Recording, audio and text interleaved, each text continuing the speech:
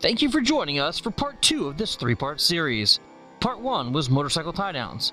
This episode, loading ramps. And the third episode, how to properly load your motorcycle.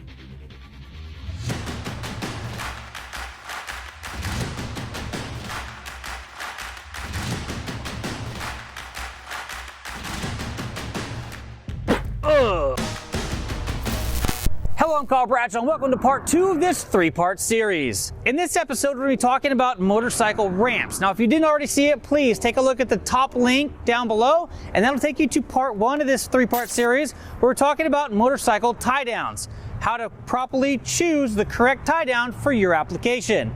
Now, today we're going to be talking about motorcycle ramps, and part 3 of this video is going to be how to successfully load and unload your motorcycle into the back of a truck. Now, before we get started, I want to thank Mountain Motorsports for having me out today. They have a huge selection of tie downs and ramps, so if you need anything, please take a look at the link down below to their website where you can peruse these items, or give them a call. The phone number is down there as well. They'll be happy to help you with any of the needs that you have when it comes to tying down or hauling your motorcycle.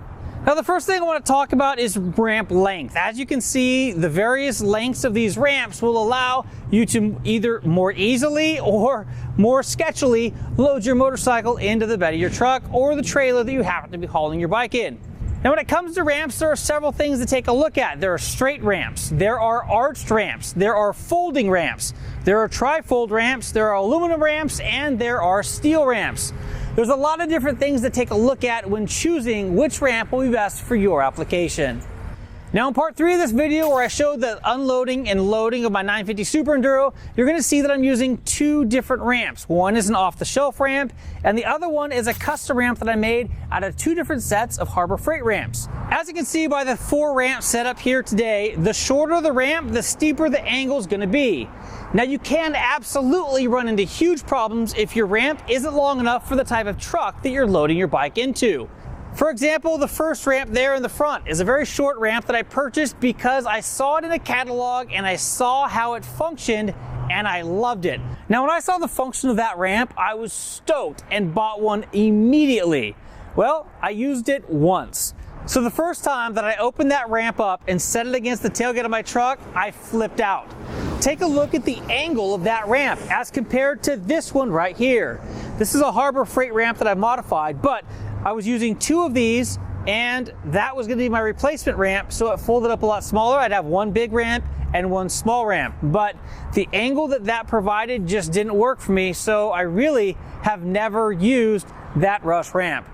It's kind of sad. I mean, the functionality of the ramp is amazing. It's just too short for my particular application.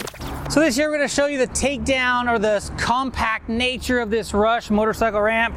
Like I said, I was stoked when I first saw it. So even if this was it, even if it was just folding in half, that would have been absolutely amazing and saved tons of room in the truck. But what really got me is the fact that this ramp shuts down again in half, and it gives you this really compact way to store your ramp. If you look at the amount of real estate that this ramp takes up in the truck as compared to these other 2, it's extremely less. And that got me really excited. Now, if any of you have a mini truck or a really low truck to the ground and you want that Rush ramp, please contact me in the comments below and we'll figure out a great deal for you. Now, a ramp that's at a super steep angle like that ramp there in the front can cause 2 different problems. The first problem is going to be when you're trying to load that bike, trying to push it up a ramp that steep is extremely difficult. The second problem you're going to have is the breakover angle here at the top. I've actually tried to load some metric cruisers and some Harley Davidsons with a ramp with a steep breakover angle like that, and the bottom of the motor actually hits the ramp and the truck bed and causes a really horrible situation. That's why it's imperative that you get a ramp that's long enough for your particular application. So if you take a look at these 2 ramps right here, you'll notice that the breakover angle here is nice and smooth as compared to that shorter ramp there in the front. Again, when it comes to ramps, there's curved ramps and flat ramp. Now, a curved ramp and a flat ramp might be the same length, but the breakover angle here at the top is what's going to change. A flat ramp is going to come straight up and then break over really sharp here at the top. Whereas an arched ramp, such as this guy right here, is going to be a little bit steeper there at the bottom, but it's going to arch in the center and give you a smoother breakover angle that you can see right here at the top, with the comparison of these two ramps.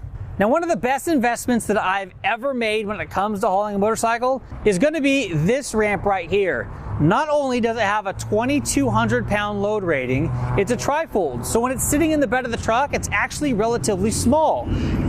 Each of these ends fold into the center, and the ramp itself in the bed of the truck is only this long. Now, when those pieces are extended, you can see I have a nice long ramp that's not very steep and gives me a great breakover angle here at the top. Now, the feature and function that this ramp that I like the most is the fact that it converts into a bed extender. So right here, looking at the 950, you see that this rear wheel is sticking out over the tailgate. I can't close the tailgate when running this motorcycle in the bed of the truck. That's where the bed extender comes in handy. It simply plugs in, attaches, it's nice and secure, and it works extremely well. So it's really three functions that I like about that ramp. Number one, it's super small. Actually four. Number one, it's small. Number two, it's aluminum and it's relatively lightweight. Number three, it's got a 2,200 pound load capacity. And number four, it doubles as a bed extender. Super functional. Now, something else to consider when looking at which motorcycle ramp to purchase is how they attach to the top of the truck. Whether they have prongs, whether they have a flat piece of metal. That attachment could make or break the ramp being able to work effectively on your particular tailgate or trailer, so make sure that you take a look at the type of attachment point that that ramp has to the vehicle. Now, another thing to take a look at is how the ramp actually sits on the ground. You can see that this ramp here is extremely sharp. It actually digs into the pavement and into grass if I happen to be in a grassy surface. This one here is a little bit better, but not much. Here we're going to see a nice flat surface. It's going to give you a great secure platform where you know that the ramp's not going to slide around once you put weight on it. And again, this is the shorty guy ramp that I used once, put in the backyard, and really haven't touched until it was time to make this video. Now, really quick, let's flip this ramp up right here and take a look at one feature that most all modern ramps have, but they did not have years ago. That's going to be this strap down here at the bottom. That's going to be a retainer strap. That strap is going to keep the ramp from slipping away from the truck in two different occasions. If you're riding up the ramp or using power to push the motorcycle up the ramp and you're in the throttle, that rear tire could make that ramp skip out. It's a really bad scenario. The second scenario would be if you're pushing your motorcycle up the ramp, motorcycle on one ramp and you're using the second ramp as a foot ramp, as I will show you in part 3 of this video. That's how I personally like to load vehicles. Your feet could actually put enough pressure on the ramp in order to get it to slide out and fall down. That's a horrible situation that I have had happen to me on one occasion. Now, since then, I have modified these ramps in order to be able to tie to the truck. Now, these ramps didn't come with that sort of safety device. Again, these ramps are over 10 years old. They've served me extremely well, and I had to put my own type of restraint system on them. So let's jump under the truck real quick, and I'll show you what I've done. So on this Harbor Freight ramp right here, what I did was I attached an actual piece of chain to this guy that comes down and attaches to the truck. That's a very secure way. Again, it's what I had at the time. It's a little bit rudimentary, but it works really well. On the aluminum ramp that I've got, I went ahead and took an old tie down and went ahead and cut it down to the proper size. Utilizing an old tie down really can save you a lot of headache, hassle, and pain in the long run. And that there is how I keep this ramp from skipping out when under power and this ramp from sliding out as I'm using my feet to push the motorcycle up onto the ramp. And there you have it. Those are some of the finer points to take a look at when looking at shopping for a motorcycle ramp for your truck, your trailer, your RV, or whatever you want to transport your vehicle in. Now, there are so many different ramps out there and so many different situations that this obviously can't cover all of those situations. This video is really intended to give you an overview of some of the things that I've learned over the 40 years that I've been transporting motorcycles on trailers or in the beds of trucks. Thank you guys for watching today. I really appreciate it. Again, if you haven't seen episode 1, the link is down below. Episode 3 is going to be how to safely load and unload your motorcycle out of the bed of the truck, so make sure you stay tuned for that. If you haven't already, please hit that subscribe button, notification bell, so you can be notified when that video is released. Before we go, I want to thank my Patrons. You guys are great, and you really help me to be able to get out there and make content such as this, so thank you. I really appreciate you and the work that you allow me to do. Again, thank you to Mountain Motorsports for having me out here today. And until next time, and as always, take care, ride safe, and I'll see you on the next one.